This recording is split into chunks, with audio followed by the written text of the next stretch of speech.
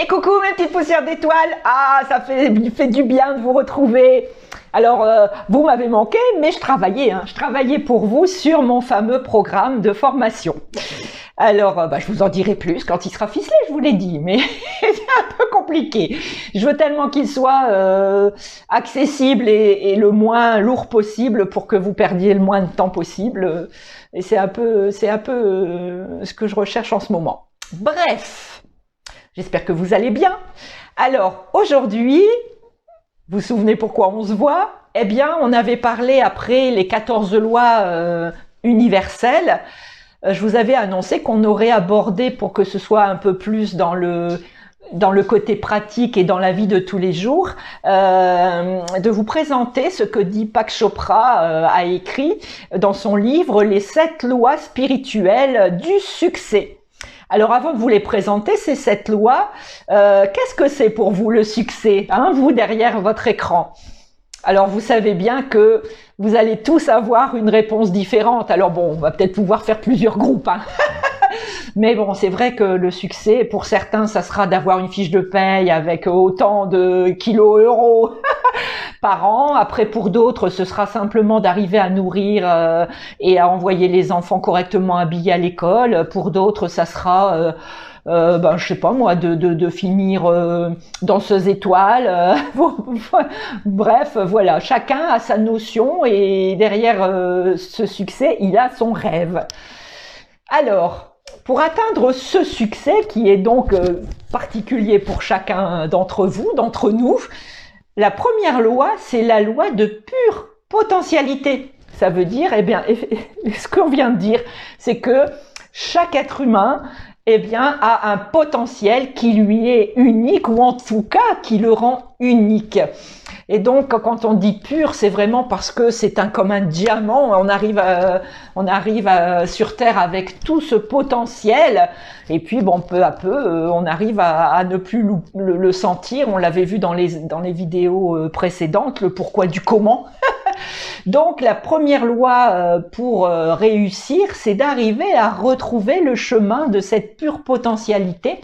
Et donc, pour ça, eh bien, d'arriver à retrouver qu'on est derrière son métier, derrière les biens qu'on possède. On est aussi autre chose, hein, et on est aussi notamment cet être de lumière et d'amour, plein de qualités.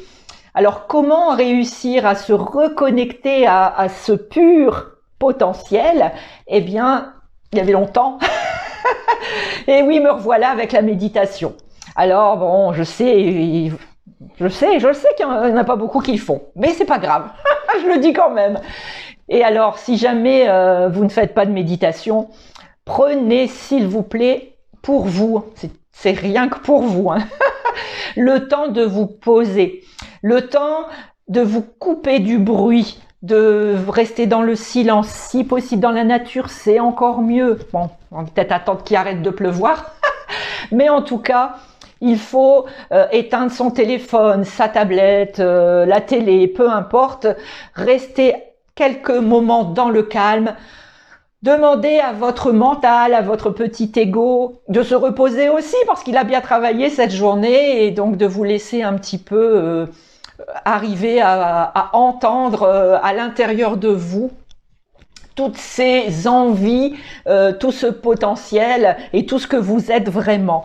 Alors pour ça, il faut donc, je vous ai dit, le silence, la méditation, la nature.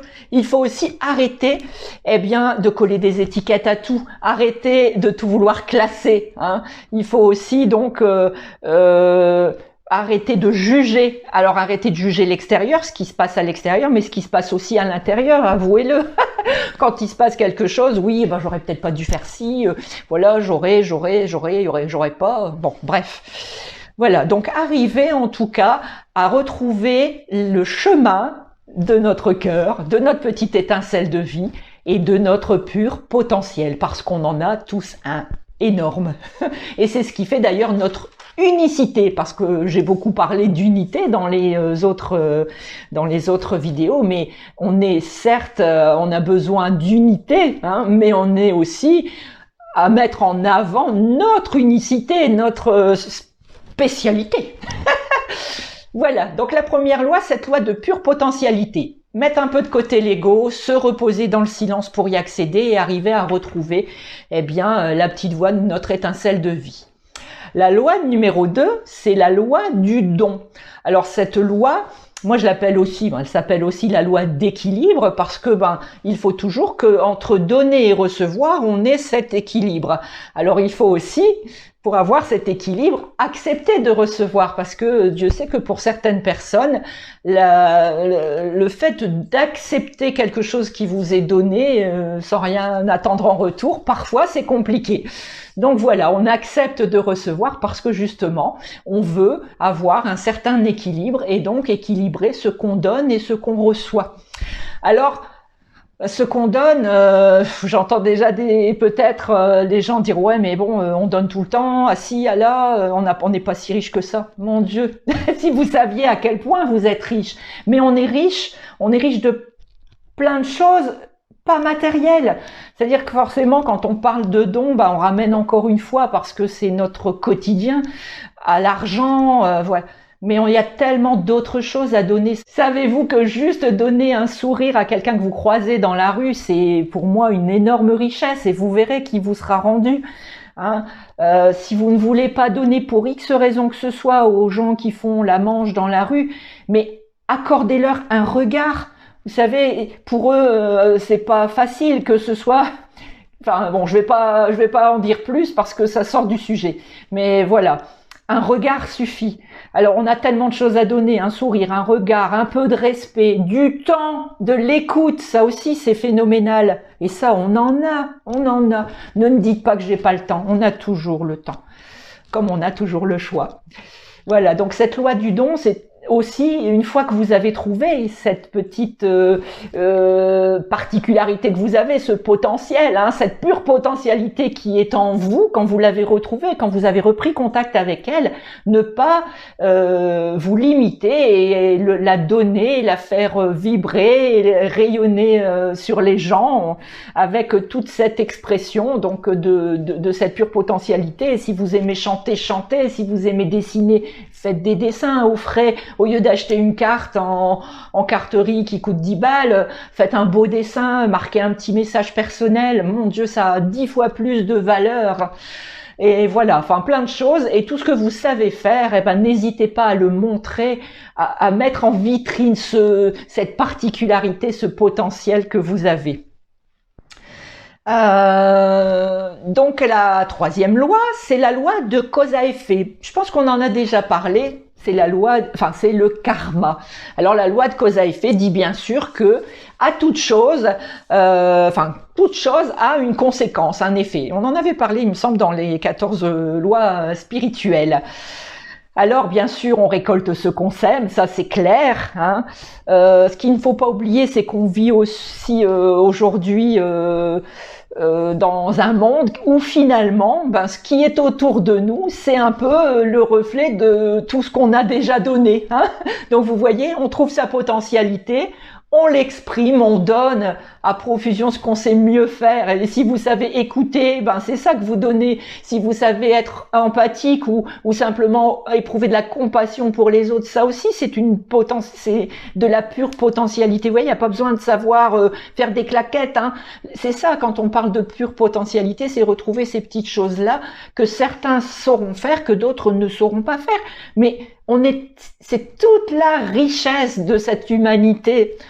Quand on arrive à la regarder à travers le voile de l'amour et de la lumière, voilà, toute cette richesse de potentiel justement.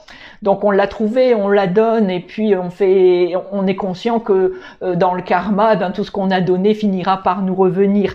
Alors moi, je trouve ça un peu rigolo parce que parfois, les gens peuvent dire c'est comme si on avait un compteur, j'ai donné ça, il me donnera ça. Non, c'est pas ce qu'on veut dire. Ce que je veux dire dans cette loi du karma, c'est que le fait de donner, que ce soit ce que je vous ai dit tout à l'heure, ça vous reviendra, mais pas de la personne à qui vous l'avez donné ou offert. Ça vous reviendra simplement par la vie, par l'univers, parce que justement c'est cette loi et la loi d'équilibre et la loi de cause à effet qui se manifesteront.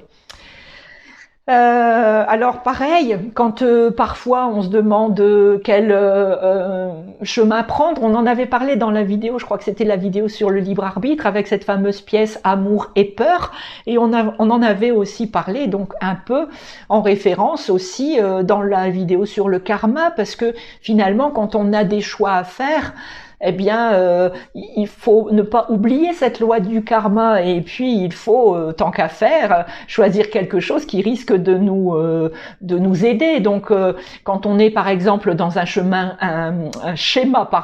répétitif, bon, c'est presque pareil, un chemin. Si dans notre chemin on a des schémas répétitifs, eh bien, prenons les devants, essayons de soulager, d'alléger ce karma. Le fait de travailler dans ce sens, eh bien, ça nous permettra justement d'aller mieux. Et puis évitons de toujours dire c'est à cause du patron, c'est à cause de l'autre, tu te rends compte comment il est, c'est parce que j'étais pas prête, c'est parce que j'étais pas prévenue, voilà, arrêtez le stacose et plutôt commencer à prendre une part de responsabilité et regarder ce qui se passe là aujourd'hui dans ma vie, c'est peut-être parce que avant, je l'ai pas donné suffisamment, parce que il faut aussi penser que quand on donne, eh bien, il faut donner ce qu'on a envie de recevoir. Hein.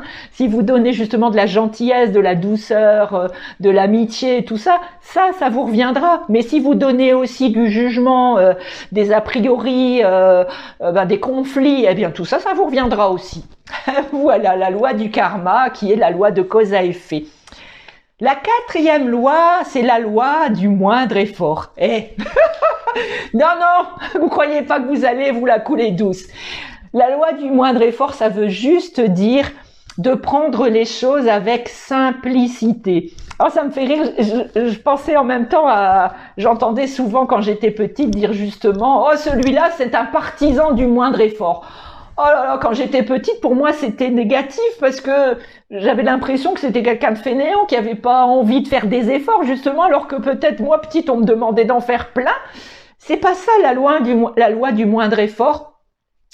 Regardez notre corps, comment il est bien fait. Vous vous coupez, vous mettez juste un peu de désinfectant quand même, mais ça se répare tout seul. Même quand on se casse un os, ça se répare tout seul. Et alors, je sais que la médecine traditionnelle chinoise met en avant cette capacité d'auto-guérison de notre corps, cette magnifique création, notre véhicule pour faire notre petit tour ici sur la Terre. Mais c'est magnifique. Ça, c'est de la simplicité. Alors, c'est de la technologie, mais c'est simple. On ne fait rien et tout. On respire. On ne fait rien et on respire. On ne fait rien et notre cœur bat. Voilà. Alors, derrière la loi du moindre effort, il y a aussi l'idée que, regardez, on plante une graine et puis ça pousse, peut-être une toute petite graine, eh bien ça devient un arbre centenaire en 100 ans, bien sûr, mais je veux dire, sans rien faire, voilà. Et donc, cette loi du moindre effort, elle stipule de toujours, elle vous conseille de toujours ramener les choses à leur plus simple expression. Et moi, je dirais, vous savez, quand dans un quotidien, tout devient effort. Quand on quitte le travail et qu'on rentre à la maison en se disant qu'est-ce que je vais trouver, qu'on rentre et qu'il faut chamailler parce que ça s'est pas fait. C'est plus simple que ça, la vie. Moi, combien de fois je le dis, la vie, c'est plus simple que ça. Bref, la simplicité, c'est aussi, rendre la responsabilité des actes et des paroles aux autres. Parce que parfois, on se pollue la vie, donc on perd cette simplicité, parce que quelqu'un nous a dit ou nous a fait quelque chose, et puis on rumine, on pense.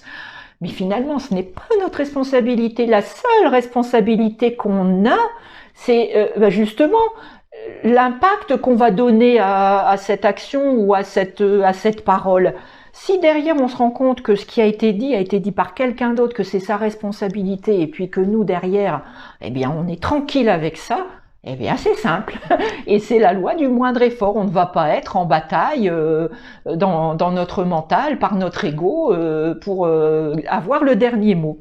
Donc, comment je réagis par rapport à ce qui se passe autour de moi, c'est aussi réagir de la façon la plus simple possible et puis rendre à César la responsabilité de ses actes. Alors, un petit dernier, mais ça c'est ma note personnelle.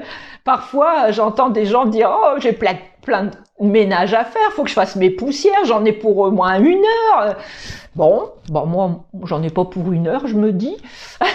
Et puis après, finalement, en allant chez eux, on se rend compte que ils ont des étagères remplies de bibelots, de souvenirs de ci, de souvenirs de là, des photos qu'il faut faire parce que la poussière, elle se dépose. Bon, après, c'est pas un jugement. C'est simplement, dans ce cas-là, on retrouve aussi la cause à effet, c'est-à-dire que forcément, si vous remplissez vos étagères de bibelots et ainsi de suite, plus vous aurez de choses à nettoyer, plus vous passerez de temps, n'est-ce pas? La cause à effet. Vous voyez quand je vous dis que tout se suit. Donc, si vous avez envie d'être dans la loi du moindre effort, ne vous mettez pas dans une situation où vous allez avoir beaucoup d'efforts à faire. Ça me fait penser aussi un petit peu à l'ange de la mort ou l'ange de la vie plutôt, qui nous dit que quand il y a quelque chose que vous avez à la maison mais dont vous vous êtes pas servi depuis plein de mois, pourquoi le garder? Donnez-le. Alors vendez-le si vous avez besoin d'argent, mais je veux dire, il y a tellement de personnes, et là on revient dans la loi du don, qui ont peut-être ce besoin-là. Il y a plein aussi d'associations qui sont là pour recueillir ces dons matériels, de vêtements, d'ustensiles de cuisine, de couvertures, peu importe. Voilà. Et dans ce cas-là, votre maison désencombrée, déjà, ce sera une autre énergie. J'en avais aussi parlé dans une autre vidéo, mais vous donnera beaucoup moins d'efforts à faire. Voilà. Et puis, surtout, restez ouvert à tout ce qui peut se présenter. Alors, on arrive à la 5e loi, qui est la loi d'intention et du désir. Alors, l'intention, pour moi, c'est vraiment ce qui vient de l'être, c'est-à-dire de l'âme, de l'étincelle de vie.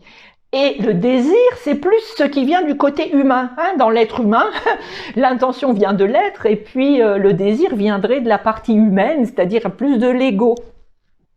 Donc oui, c'est bien, il faut avoir une intention, il faut savoir où on va, il faut tout ça. Faites attention par contre de ne pas vous laisser déborder par ce fameux désir qui va vous vraiment mettre une pression en vous mettant un objectif, qui va mettre de la pression en mettant un délai. Donc la différence entre le désir et l'intention, justement, c'est ça, c'est que l'intention, c'est j'aimerais bien que, voilà. Et puis, on va laisser faire. Par contre, le désir, c'est je vais faire comme ça, j'aimerais tellement ça, voilà. Alors la particularité aussi de l'intention, on l'avait vu un peu dans la voie Toltec également, c'est que il va falloir lui donner de l'attention, c'est-à-dire il va falloir faire attention de ne pas perdre cette bonne intention, sinon on se fait manger par le désir et par l'ego. Donc oui, on va donner de l'attention qui va venir nourrir en énergie notre intention. Alors, on arrête aussi l'attachement, ce que je vous disais tout à l'heure, au résultat, l'attachement au délai, l'attachement à la comparaison à l'autre, parce que parfois, on va dire, comment ça se fait, lui y arrive, moi j'y arrive pas, donc là on se dévalorise, donc non, on laisse tomber tout ça, et puis on maintient simplement le pouvoir de son intention. C'est énorme. Alors, j'en reviens aussi, c'est important quand par exemple on est en discussion. Alors je vais prendre deux exemples. Tiens, un exemple où des enfants se réunissent pour parler du devenir d'un parent qui doit être placé en maison de retraite ou autre, et puis où il y a la bataille entre l'un veut comme ça, pourquoi on le mettrait pas plutôt près de chez moi, pourquoi on le mettrait pas plutôt dans celle-là parce qu'ils font de la balnéo, pourquoi parce que là c'est moins cher, et les enfants, alors qu'ils soient 2, 3 ou 10, ça sera pareil, chacun va donner sa version préférée, et puis ça va se battre, et finalement chacun limite on va se créer un conflit, alors que en se remettant dans l'objectif initial de la réunion qui est de prendre soin de la maman ou du papa, de donner de l'amour par justement ce partage d'idées pour retrouver la meilleure solution pour le parent. Mais bon sang, si on perd cet objectif de vue, si on perd cette intention initiale, bah c'est foutu. C'est foutu. Donc, toujours revenir. Pareil pour un couple, je disais, je vous donne 2 exemples. Je vous donnerai aussi cet exemple-là. Si dans une dispute de couple, on en arrive eh bien, à échanger des propos, ça monte, on s'énerve. Stop! On prend du recul et puis on se dit mais bon sang, on est en train de se battre pour quoi là? C'est quoi l'objectif principal? C'est bien qu'on s'aime, on le sait qu'on s'aime, on sait qu'on a envie d'être en paix, d'être serein. Alors on va poser les armes et puis on va parler de façon positive, c'est-à-dire qu'on va juste échanger nos points de vue, on va échanger nos envies, enfin peu importe, mais pourquoi en arriver à de la discussion à couteau tiré et quitte à faire un conflit dans le couple alors que normalement, il n'y aurait pas lieu d'être. Donc voilà, toujours en revenir à l'intention principale et ne pas se laisser dévorer par le désir de l'ego qui est le désir d'argumenter, de gagner et tout ça. La 6e loi, après cette loi de l'intention et du désir, à ne jamais oublier l'intention principale de ce qu'on veut faire de sa vie, c'est la loi du détachement. Alors, c'est pas détachage, hein, on fait pas de lessive, hein. Oh, je ne peux pas m'empêcher, excusez-moi. Donc, c'est le contraire de l'attachement, le détachement. Et le détachement, c'est par exemple prendre du recul avec les choses qu'on ne gère pas. Alors, par exemple, je sais pas moi, le prix de l'essence, hein, et les gens parfois s'énervent et puis entrent dans des colères ou des discussions avec d'autres personnes sur pourquoi le prix de l'essence augmente, et si, et là, la météo, pareil. Alors la météo, c'est un sujet magnifique de discussion, hein. Beaucoup de gens qui ne savent pas quoi dire ou quoi échanger, eh ben abordent ce sujet de conversation, la météo. Et puis que j'y vais, il y a 2 ans, c'était pas pareil, et puis il y en a marre, et puis ci, et puis là. Bah oui, mais bon, la météo, qu'est-ce qu'on peut y faire? Si on le dit simplement et qu'on se détache de ce point-là, on a vite fait le tour et puis on accepte ce qui vient. Donc voilà, derrière le détachement, il y a forcément l'acceptation des choses. Et il y a aussi l'acceptation en se disant que eh bien, tout ce qui arrive dans notre vie, eh bien, il y a toujours possibilité qu'on ait mieux. Et c'est parfois aussi, ça aussi je l'ai déjà abordé, quand il se passe des choses un peu plus compliquées, et puis ou bien sûr, il faut accuser le coup, mais parfois, justement, on sombre dans une dépression ou simplement déprime, mais dans dans des humeurs sombres, eh bien, parce qu'on se dit, oui, si, il y a là. Et si cette situation, c'était juste la face cachée de l'iceberg et que derrière, vous allez avoir plein d'opportunités. Alors forcément, si vous restez dans le négatif, vous allez attirer le négatif, on l'a vu tout à l'heure. Par contre, si vous dites, bon allez, c'est là, qu'est-ce que je peux y faire? Je vais accepter, voilà, je vais me poser, et puis je vais rebondir, et ça va aller. Alors, je mets toujours des guillemets parce que je sais que des gens peuvent m'entendre et puis se trouver offusqués parce qu'ils sont justement dans une mauvaise situation et dans ce système qui n'arrive plus à trouver leur lumière et qui sont vraiment plombés et qui doivent dire mais elle est pas bien celle-là. Bon, j'y pense tout le temps en disant toujours des choses aussi positives, mais c'est juste la vérité. Donc si seulement ça pouvait résonner dans leurs oreilles, mais surtout dans leur cœur. Voilà, alors après, pareil, on a dit tout à l'heure qu'on posait une intention. Alors, on va pas s'attacher à et comment et dans quel délai et voilà. Non, on a l'intention de. Maintenant, eh bien, on donne les clés à l'univers, on se détache du pourquoi, du comment, du quand, et puis on laisse faire les choses. Et si ça se passe pas comme je veux, c'est pas grave. C'est peut-être parce que il y a quelque chose de mieux qui va arriver. Parce que finalement, c'est accepter, puisqu'on parlait d'acceptation tout à l'heure, c'est aussi accepter que au-dessus de nous, il y a quelque chose de bien plus grand qui existe, qui connaît notre pur potentiel, qui connaît tout ce qu'on a donné, qui connaît notre karma et qui sait ce qu'on mérite maintenant, aujourd'hui, là. Et donc ça va nous arriver. Voilà, donc parfois, il faut juste se détacher des choses, arrêter de dire j'aimerais tellement, j'aimerais tellement, j'aimerais tellement. Vous n'avez jamais remarqué ça, que des fois on dit « Ah, faudrait, je voudrais ». Et puis au bout d'un moment, ça vous fatigue, vous arrêtez d'y penser, et puis ça vient tout seul. Et ben voilà, il faut que ça vienne tout seul, et vous verrez, vous serez surpris, parce que ça sera certainement à une dimension bien plus grande, puisque ça viendra de plus grand, que ce que vous avez pensé ou espéré. Voilà, le détachement. La dernière loi, ça a été vite cette fois-ci, c'est la loi du Dharma. Alors cette loi du Dharma, c'est en fait penser que tout est à sa place ici, et nous surtout. Et donc penser que, eh bien, on est là pour quelque chose. Hein. On a trouvé notre potentialité, on a réussi à exprimer, on a donné. Hein, on a donc alimenté d'une façon ou d'une autre notre karma. On a, avec tout ce travail, on arrive maintenant à être dans la loi du moindre effort, c'est-à-dire qu'on fait confiance. Hein, on a toujours notre intention, mais on se laisse pas dépasser par nos désirs et on se détache du pourquoi, du comment, du quand. Et on arrive à pouvoir trouver pourquoi on est ici, sur Terre, en ce moment. Pourquoi on est là? Alors c'est bien, on arrive à le trouver, mais maintenant le mieux c'est qu'on arrive par le Dharma justement à l'exprimer et à le faire partager aux autres et à un maximum de personnes.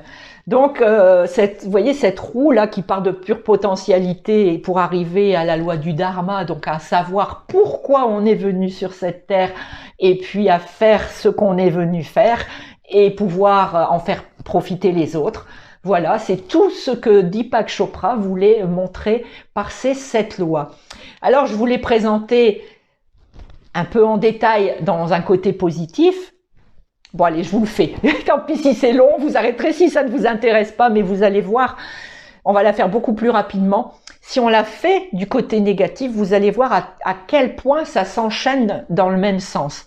Ça veut dire que si on n'arrive pas, la première loi étant la pure potentialité, je vous ai dit qu'il fallait s'écouter, il fallait se poser, il fallait revenir à son intérieur, à son intériorité et à trouver son unicité. Si tout ça, on n'y arrive pas parce qu'on ne coupe pas le mental, parce que au contraire, on l'alimente et tout ça, ben forcément, on va avoir du mal à donner cette pure potentialité.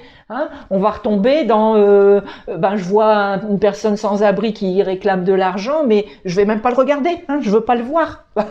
C'est pas ça qu'il faut faire. Même si on ne veut rien lui donner pour X raison que ce soit, cette personne a le droit à un minimum de respect, que ce soit un regard, un sourire, une petite parole, ça fait du bien.